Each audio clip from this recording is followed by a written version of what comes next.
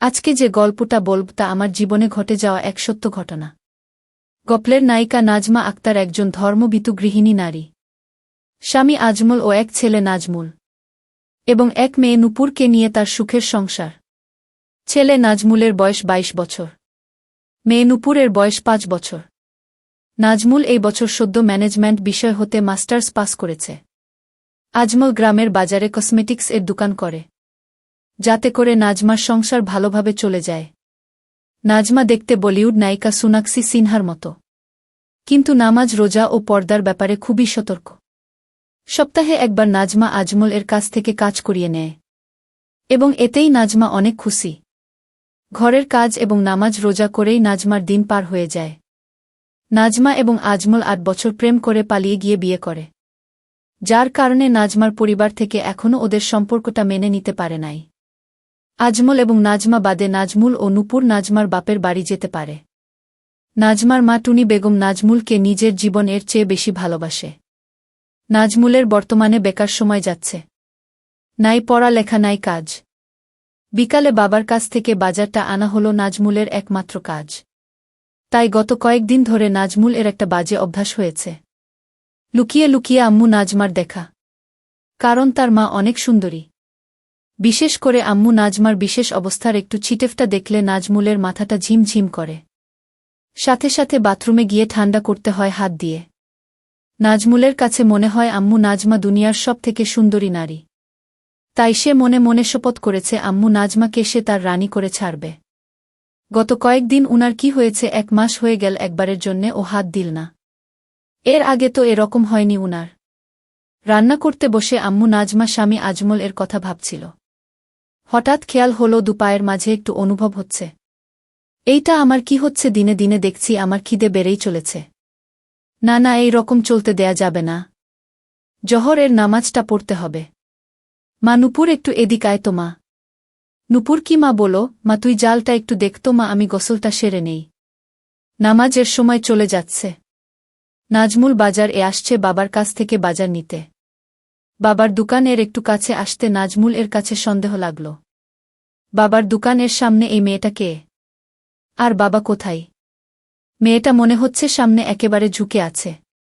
নাজমুল মনে মনে ভাবল, না, আমাকে রহস্যটা জানতে হবে। নাজমুল একটু কাছে গিয়ে অন্যদিকে তাকিয়ে বাবা ও মেয়েটার কথাগুলা শুনতে চেষ্টা করল। যা শুনতে পেল তাতে নিজের কানকে বিশ্বাস করতে পারছিল না নাজমুল। কথাগুলা এমন আর কতদিন এভাবে লুকিয়ে লুকিয়ে হবে? আমার যতদিন না বিয়ে করে তোমার বাড়ি নিয়ে যাচ্ছি ততদিন। নেব জান, খুব শীঘ্রই বাড়ির বউয়ের কাছে তালাকের পেপারটা পৌঁছে যাবে। আর বুটা বিদায় হলেই তুমি আমার রানী। কথাগুলা শোনার পর নাজমুলের কাছে মনে হচ্ছে বাবাকে একটা না, আমার আর বাজারে থাকা চলবে না। এখনই বাড়ি গিয়ে আমার আম্মুকে বলতে হবে। বাবার সামনে এমন একটা ভাব করল নাজমুল যেন সে এইমাত্র আসলো এবং খুব ব্যস্ত। বাজারটা নিয়ে তাড়াতাড়ি বাড়ির দিকে রওনা করল নাজমুল। আজকের রাস্তা মনে হয় শেষ হচ্ছে না। ১০ মিনিটের রাস্তা আসতে ১ ঘন্টা সময় লেগেছে, এমনটাই মনে হচ্ছে নাজমুলের কাছে। পুরা রাস্তাটা নাজমুল আম্মু নাজমার কথা ভাবতে ভাবতে আসছে। নিজের অজান্তাই নাজমুল অনুভব করল শরীর দিয়ে একটা অদ্ভুত সুখের স্রোত বয়ে যাচ্ছে। আম্মুর সাথে এখন থেকে যা ইচ্ছা তাই করতে পারব। আব্বু আর কিছুই বলবে না। এইটা ভেবে নাজমুলের শরীরে থেকে থেকে ঝাঁকি মারছিল। আকাশ কুসুম ভাবতে ভাবতে নাজমুল বাড়ি এসে পৌঁছাল। বাড়ি এসে নাজমুল সরাসরি রান্নাঘরে চলে গেল। বাজারটা রেখে নূপুরকে জিজ্ঞেস করল, আম্মু কই রে খুকি? প্রশ্নটা শুনে ভ্যাবাচ্চাক্কা খেয়ে গেল নূপুর এবং হাঁ করে তাকিয়ে রইল ভাইয়ের মুখের দিকে। কারণ খুকি তো একমাত্র বাবা তাকে বলে। কিরে হাঁ করে রইলি কেন? শুনতে পাসনি কি বললাম?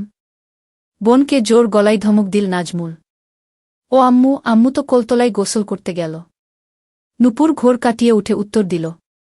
নাজমুল আর দেরি করল না, দ্রুত পায়ে চলে গেল কলতলে। তোমাদের বুঝার সুবিধার্থে বলে রাখছি, নাজমুলদের কলতলা এর সাথেই বাথরুম এবং বাথরুমের দরজাটা গত দিনের ঝড়ে ভেঙে গেছে। আম্মু নাজমার চিরদিনের অভ্যাস গোসল এর সময় পরিষ্কার হওয়া। নাজমা গোসলের জন্য বালতি ভরে পানি রেখে হালকা হতে বাথরুমে যায়, কোনো রকম বাথরুমের গেটে দরজাটা রেখে। এইদিকে নাজমুল কলতলার গেটে আসতেই দেখল একটা জাত সাপ দাঁড়ায় আছে। নাজমুলকে দেখেই সাপটা ফুস করে একটা শব্দ করে দূর দিল এবং নাজমুল সাপের পিছু নিতেই সাপ বাথরুম ঢুকে পড়ল। নাজমুল বাথরুমের দরজাটা 2 হাত দিয়ে সরিয়ে আম্মু নাজমাকে দেখে স্ট্যাচু হতে গিয়ে ও হল না, কারণ তার আম্মু রূপী এই মনের মানুষটাকে এই সাপ হতে রক্ষা করতেই হবে। আম্মু আপনি একটু ও নড়বেন না। একদম বিচলিত না হয়ে আম্মু নাজমাকে আদেশ করল নাজমুল, এবং 2 হাতে বাথরুমের দরজাটা ধরে আম্মু এবং সাপের মাঝে ছুঁড়ে মারল। সাথে সাথে সাপটা পালিয়ে গেল। সাপের উপর হতে নজর সরিয়ে আম্মুর দিকে তাকাতেই নাজমুল দেখল আম্মু নাজমা টলে পড়ছে। হাই হাই, আম্মু তো দেখি জ্ঞান হারাচ্ছে। মনে মনে প্রমোদ গুনল নাজমুল। আজকে যে গল্পটা বলব তা আমার জীবনে ঘটে যাওয়া এক সত্য ঘটনা। গল্পের নায়িকা নাজমা আক্তার একজন ধর্মভীতু গৃহিণী নারী। স্বামী আজমল ও এক ছেলে নাজমুল এবং এক মেয়ে নূপুরকে নিয়ে তার সুখের সংসার। ছেলে নাজমুলের বয়স 22 বছর, মেয়ে নূপুরের বয়স 5 বছর। নাজমুল এই বছর সদ্য ম্যানেজমেন্ট বিষয় হতে মাস্টার্স পাস করেছে। আজমল গ্রামের বাজারে কসমেটিক্স দোকান করে, যাতে করে নাজমার সংসার ভালোভাবে চলে যায়। নাজমা দেখতে বলিউড নায়িকা সোনাক্ষী সিনহার মতো, কিন্তু নামাজ রোজা ও পর্দার ব্যাপারে খুবই সতর্ক। সপ্তাহে একবার নাজমা আজমল কাছ থেকে কাজ করিয়ে নেয় এবং এতেই নাজমা অনেক খুশি। ঘরের কাজ এবং নামাজ রোজা করেই নাজমার দিন পার হয়ে যায়। নাজমা এবং আজমল 8 বছর প্রেম করে পালিয়ে গিয়ে বিয়ে করে, যার কারণে নাজমার পরিবার থেকে এখনও ওদের সম্পর্কটা মেনে নিতে পারে নাই। আজমল এবং নাজমা বাদে নাজমুল ও নূপুর নাজমার বাপের বাড়ি যেতে পারে। নাজমার মা টুনি বেগম নাজমুলকে নিজের জীবনের চেয়ে বেশি ভালোবাসে। নাজমুলের বর্তমানে বেকার সময় যাচ্ছে, নাই পড়ালেখা নাই কাজ। বিকালে বাবার কাছ থেকে বাজারটা আনা হলো নাজমুলের একমাত্র কাজ। তাই গত কয়েকদিন ধরে নাজমুল একটা বাজে অভ্যাস হয়েছে, লুকিয়ে লুকিয়ে আম্মু নাজমার দেখা। কারণ তার মা অনেক সুন্দরী। বিশেষ করে আম্মু নাজমার বিশেষ অবস্থার একটু ছিটেফটা দেখলে নাজমুলের মাথাটা ঝিমঝিম করে। সাথে সাথে বাথরুমে গিয়ে ঠান্ডা করতে হয় হাত দিয়ে। নাজমুলের কাছে মনে হয় আম্মু নাজমা দুনিয়ার সব থেকে সুন্দরী নারী। তাই সে মনে মনে শপথ করেছে আম্মু নাজমাকে সে তার রানী করে ছাড়বে। গত কয়েকদিন উনার কি হয়েছে, 1 মাস হয়ে গেল একবারের জন্যে ও হাত দিল না। এর আগে তো এরকম হয়নি উনার। রান্না করতে বসে আম্মু নাজমা স্বামী আজমল কথা ভাবছিল। হঠাৎ খেয়াল হলো দুপায়ের মাঝে একটু অনুভব হচ্ছে। এইটা আমার কি হচ্ছে? দিনে দিনে দেখছি আমার খিদে বেড়েই চলেছে। না না, এই রকম চলতে দেয়া যাবে না। জহরের নামাজটা পড়তে হবে। মা নূপুর একটু এদিক আয় তো মা। নূপুর কি মা? বলো মা, তুই জালটা একটু দেখতো মা, আমি গোসলটা সেরে নেই। নামাজের সময় চলে যাচ্ছে। নাজমুল বাজার আসছে বাবার কাছ থেকে বাজার নিতে। বাবার দোকানের একটু কাছে আসতে নাজমুল কাছে সন্দেহ লাগল। বাবার দোকানের সামনে এই মেয়েটা কে? আর বাবা কোথায়? মেয়েটা মনে হচ্ছে সামনে একেবারে ঝুঁকে আছে। নাজমুল মনে মনে ভাবল, না, আমাকে রহস্যটা জানতে হবে। নাজমুল একটু কাছে গিয়ে অন্যদিকে তাকিয়ে বাবা ও মেয়েটার কথাগুলা শুনতে চেষ্টা করল। যা শুনতে পেল তাতে নিজের কানকে বিশ্বাস করতে পারছিল না নাজমুল। কথাগুলা এমন আর কতদিন এভাবে লুকিয়ে লুকিয়ে হবে? আমার যতদিন না বিয়ে করে তোমার বাড়ি নিয়ে যাচ্ছি ততদিন। নেব জান, খুব শীঘ্রই বাড়ির বউয়ের কাছে তালাকের পেপারটা পৌঁছে যাবে। আর বুটা বিদায় হলেই তুমি আমার রানী। কথাগুলা শোনার পর নাজমুলের কাছে মনে হচ্ছে বাবাকে একটা না, আমার আর বাজারে থাকা চলবে না। এখনই বাড়ি গিয়ে আমার আম্মুকে বলতে হবে। বাবার সামনে এমন একটা ভাব করল নাজমুল যেন সে এইমাত্র আসল, এবং খুব ব্যস্ত বাজারটা নিয়ে তাড়াতাড়ি বাড়ির দিকে রওনা করল নাজমুল। আজকের রাস্তা মনে হয় শেষ হচ্ছে না। 10 মিনিটের রাস্তা আসতে 1 ঘন্টা সময় লেগেছে, এমনটাই মনে হচ্ছে নাজমুলের কাছে। পুরা রাস্তাটা নাজমুল আম্মু নাজমার কথা ভাবতে ভাবতে আসছে। নিজের অজান্তাই নাজমুল অনুভব করল শরীর দিয়ে একটা অদ্ভুত সুখের স্রোত বয়ে যাচ্ছেছ। আম্মুর সাথে এখন থেকে যা ইচ্ছা তাই করতে পারব। আব্বু আর কিছুই বলবে না। এইটা ভেবে নাজমুলের শরীরে থেকে থেকে ঝাঁকি মারছিল। আকাশ কুসুম ভাবতে ভাবতে নাজমুল বাড়ি এসে পুছাল। বাড়ি এসে নাজমুল সরাসরি রান্নাঘরে চলে গেল। বাজারটা রেখে নূপুরকে জিজ্ঞেস করল, আম্মু কই রে খুকি? প্রশ্নটা শুনে ভ্যাবাচ্চাক্কা খেয়ে গেল নূপুর, এবং হাঁ করে তাকিয়ে রইল ভাইয়ের মুখের দিকে। কারণ খুকি তো একমাত্র বাবা তাকে বলে। কিরে হা করে রইলি কেন?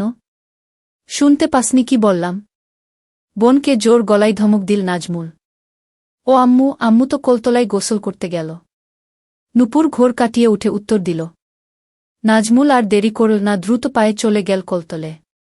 তোমাদের বুঝার সুবিধার্থে বলে রাখছি, নাজমুলদের কলতলা এর সাথেই বাথরুম। এবং বাথরুমের দরজাটা গত দিনের ঝড়ে ভেঙে গেছে। আম্মু নাজমার চিরদিনের অভ্যাস গোসল এর সময় পরিষ্কার হওয়া। নাজমা গোসলের জন্য বালতি ভরে পানি রেখে হালকা হতে বাথরুমে যায়। কোনো রকম বাথরুমের গেটে দরজাটা রেখে। এইদিকে নাজমুল কলতলার গেটে আসতেই দেখল একটা জাত সাপ দাঁড়ায় আছে। নাজমুলকে দেখেই সাপটা ফুস করে একটা শব্দ করে দূর দিল। এবং নাজমুল সাপের পিছু নিতেই সাপ বাথরুম এ ঢুকে পড়ল। নাজমুল বাথরুমের দরজাটা 2 হাত দিয়ে সরিয়ে আম্মু নাজমাকে দেখে স্ট্যাচু হতে গিয়ে ও হল না। কারণ তার আম্মু রূপী এই মনের মানুষটাকে এই সাপ হতে রক্ষা করতেই হবে। আম্মু আপনি একটু ও নড়বেন না। একদম বিচলিত না হয়ে আম্মু নাজমাকে আদেশ করল নাজমুল। এবং 2 হাতে বাথরুমের দরজাটা ধরে আম্মু এবং সাপের মাঝে ছুঁড়ে মারল। সাথে সাথে সাপটা পালিয়ে গেল। সাপের উপর হতে নজর সরিয়ে আম্মুর দিকে তাকাতেই নাজমুল দেখল আম্মু নাজমা টলে পড়ছে। হাই হাই, আম্মু তো দেখি জ্ঞান হারাচ্ছে। মনে মনে প্রমোদ গুনল নাজমুল। নাজমুল আম্মু নাজমাকে কোলে করে কলতলে নিয়ে আসে। এবং আম্মুর লেগে থাকা ময়লা পানি দিয়ে পরিষ্কার করে ঘরে নিয়ে আসে। ভাইয়া, আম্মুর কি হয়েছে? নূপুর দূর থেকে দেখে দৌড়ে এসে কাদা কাদা মুখে নাজমুলকে জিজ্ঞাসা করে। ও কিছু না, তুই রান্নার কাছে যা, আমি আম্মুকে দেখছি। নাজমুল বোনকে আশ্বস্ত করে রান্নার কাছে পাঠিয়ে দেয়। নাজমুল হাতে পানি নিয়ে আম্মুর মুখে পানির ঝটকা দিবে। এমন সময় মাথায় একটা শয়তানি বুদ্ধি আসে। আচ্ছা, আম্মু তো এখন বেহুশ। তাহলে এই সুযোগটা আমি কাজে লাগাচ্ছি না কেন? নাজমুল নিজের কাছে নিজেই প্রশ্ন করে ভাবনাটা মাথায় আসতেই মাথার উপর ফ্যান চলছে, তারপর ও নাজমুল এর ঘাম ঝরছে। কাপা কাপা হাতে শাড়ির আঁচলটা সরিয়ে দেয়। নাজমুলের মাথায় চক্কর মারে। মনে হচ্ছে কারো হাত পড়ে নাই এখনো। হঠাৎ কানের কাছে নূপুর এর গলা ভেসে এল। ভাইয়া, ভাত রান্না শেষ, এখন কি করব? নাজমুল আম্মু নাজমার মুখ সরাতে সরাতে ভূত দেখার মতো করে বলল। তুই এখানে আসছিস কেন? ওখান থেকে বললেই তো পারতি। তুই রান্না ঘরে গিয়ে মাছটা কাট, গিয়ে আমি আসছি। নাজমুল ভাবল না আর এটাকে দীর্ঘায়িত করা যাবে না। এখনই আম্মুর জ্ঞান ফেরাতে হবে। তার আগে আমার জন্মস্থান এবং আমার স্বর্গটা একটু দেখে নেই। কাপা কাপা হাতে নাজমুল আম্মু নাজমা আবার সব ঠিক করে দিল। নাজমুল, ঘুমন্ত আম্মুকে আমি চাই না। আমি খাব আমার জাগ্রত আম্মুকে চাই। মুখে পানির ছিটা লাগতেই আম্মু নাজমা চিৎকার দিয়ে বলে উঠল, সাপ! সাপ চলে গেছে আম্মু, আপনি এখন ঘরে আমার কাছে। এই যে দেখেন, বলতে বলতে নাজমুল আম্মু নাজমাকে কাছে টেনে ধরল। নাজমার স্বাভাবিক হতে 3 থেকে 4 মিনিট সময় লাগল। এবং নাজমুল এই সুযোগে আম্মুকে ধরে রাখল। আম্মু নাজমা মনে মনে ভাবল, বিষয়টা বাড়াবাড়ি হয়ে যাচ্ছে। বাবু, আমার খুব ক্লান্ত লাগছে। আমাকে একটু একা থাকতে দে এখন। ঠিক আছে আম্মু, আপনি রেস্ট নিন, আমি রান্নাটা দেখছি। আর একটু পরে উঠে গোসল করে খেয়ে নিবেন। আম্মু নাজমাকে ঘরে একা ছেড়ে নাজমুল রান্নাঘরের দিকে চলে গেল। কি হতে কি হয়ে গেল আমার! যেই আমার স্বামী ছাড়া আর কাউকে কোনোদিন দেখতে দিলাম না, আজকে আমার কোনো পাপের কারণে এত বড় সর্বনাশ হয়ে গেল। আমার ছেলে সব দেখে নিয়েছে। হে মালিক, তুমি আমার মরণ দিচ্ছ না কেন? আমি এখন এই পোড়া মুখ নিয়ে ছেলের সামনে যাব কি করে? ছেলের কথা মনে পড়তেই লজ্জায় কুঁকড়ে গেল আম্মু নাজমা। না জানি কোথায় হাত দিয়েছে। আচ্ছা, ছেলেকে আমি দোষ দিচ্ছি কেন? আমার বাবুর তো আর কোন দোষ নাই। ও তো আমাকে সাপের হাত থেকে রক্ষা করেছে। মনে মনে ছেলের প্রশংসা করতেই গর্বে বুকটা ভরে গেল আম্মু নাজমার। ছেলেটা আসলেই আমাকে অনেক কেয়ার করে। ও ওর বাবার মতো না। ও একদম আলাদা। ওর বাবাটা যদি ওর মতো হতো। একটা গভীর নিঃশ্বাস ফেলল আম্মু নাজমা। যাই হোক, অনেক পাপ লেগে গেছে। যাই গিয়ে গোসল করে নামাজ পড়ে আমার মালিকের কাছে ক্ষমা প্রার্থনা করি। মনে মনে কথাগুলা ভাবতে ভাবতে তড়িঘড়ি করে বিছানা থেকে নেমে পড়ে। আম্মু নাজমা দরজার কাছে গিয়ে পা দুইটা যেন অবশ হয়ে আসল। আম্মু নাজমার ছেলে যে তার সামনে রান্নাঘরে বসে এই দিকে ফিরে তরকারি কাটছে। এখন ছেলের সামনে দিয়ে কলতলে যাবে কিভাব, এই ভেবে আম্মু নাজমার ঘাম বের হচ্ছে। তবুও যে আমাকে যেতেই হবে, আমাকে পবিত্র হয়ে আমার মাওলার হুকুম পালন করতে হবে। এবং আমাকে ক্ষমা প্রার্থনা করতে হবে। ভাবতে ভাবতে বড় একটা ঘোমটা টেনে দ্রুত পায়ে কলতলে চলে গেল আম্মু নাজমা। রান্নাঘরে বসে ঘোমটা দেয়া আম্মুর দ্রুত চলে যাওয়ার দৃশ্য দেখতে দেখতে নাজমুল মনে মনে হাসতে হাসতে ভাবল, আমার আম্মুর লজ্জা দিন দিন বেড়েই চলেছে। খুকি, আমার তরকারি কাটা শেষ। তুই তরকারিটা কষিয়ে নিয়ে ভাজি করা মাছটা দিয়ে ঝোল রান্না করিস। আমি বাবার সাথে ফোনে কথা বলে আসি। হ্যালো আব্বু, আজকে আপনাকে একটু আগে আসতে হবে। কারণ দুপুরে আম্মু একটা জাত সাপ দেখে খুব ভয় পেয়েছে, তাই আম্মুকে একটু কেরামত আলী মাওলানার কাছে নিয়ে যেতে হবে। কলতলার কাছে গিয়ে ফোনে লাউডস্পিকার দিয়ে আব্বুকে কথাগুলা এক নিঃশ্বাসে বলে ফেলল নাজমুল। তোর মা মরুক, তাতে আমার কিছু আসে যায় না। তোর আম্মু তুই নিবি না কি করবি সেটা তোর ব্যাপার। আমাকে এই সব আলতু ফালতু ব্যাপার নিয়ে ডিস্টার্ব করবি না। এখন বড় হয়েছিস, সংসার মা বোনকে একটু সামলাতে শেখ। আমাকে আমার মতো ছেড়ে দে তোরা। আর হ্যাঁ, কাল থেকে তুই দোকানে বসবি। কথাগুলা খুব রাগের সুরে বলল আব্বু আজমা। কাল থেকে পারব না, কারণ কাল আমার একটা গুরুত্বপূর্ণ কাজ আছে। তবে পরশু দিন থেকে বসব। আর হ্যাঁ, এখন থেকে আম্মু এবং নূপুরের সব দায়িত্ব আমার। বলেই ফোনটা কেটে দিল নাজমুল। আম্মু নাজমা গোসল শেষে বাপ বেটার ফোন আলাপ মন দিয়ে শুনছিল। ফোন আলাপ শেষ হতেই বড় করে ঘোমটাটা টেনে দিয়ে দ্রুত পায়ে ঘরের দিকে যাচ্ছিল আম্মু নাজমা। আম্মু নাজমা ভারী হওয়ায় আম্মু নাজমার দ্রুত হাঁটার তালে তালে দুলছিল, যেটা দেখে নাজমুলের মাঝে দামামা বাজতে লাগল। আম্মু একটু দাঁড়ান তো ওখানে। কাছে গিয়ে সামনে দাঁড়িয়ে আম্মু নাজমার দুই বাহুতে হাত রাখল নাজমুল। আম্মু, আমি জানি আপনি বাবার কথাগুলা সব শুনেছেন। বলেই মাটির দিকে তাকিয়ে থাকা ঘোমটা দেওয়া আম্মু নাজমার ধরে একটু উপরে তুলে কপালে চকাস করে একটা হামি দিল নাজমুল। বাবা আর আমাদের আগের মতো ভালোবাসে না আম্মু। বাবা এখন শুধু আমাদের দূরে সরিয়ে দিতে চাই আম্মু। কিন্তু আপনি একটু ও মন খারাপ করবেন না, আমি আছি না। আমি আপনার সব কষ্ট দূর করে দেব আম্মু। এখন থেকে আপনার এবং নূপুরের সব দায়িত্ব আমার। কথাগুলা আবেগী সুরে বলেই আম্মু নাজমাকে কাছে টেনে নিল নাজমুল। কত সময় এভাবে দাঁড়িয়ে ছিল মা ছেলে। আম্মু নাজমা বা নাজমুল কেউই বলতে পারবে না। ভাইয়া সব কিছু রান্না শেষ।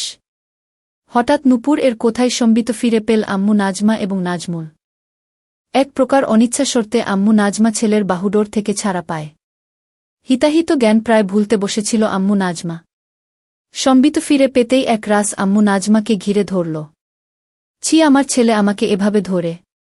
ছি, আমি আর ভাবতে পারছি না।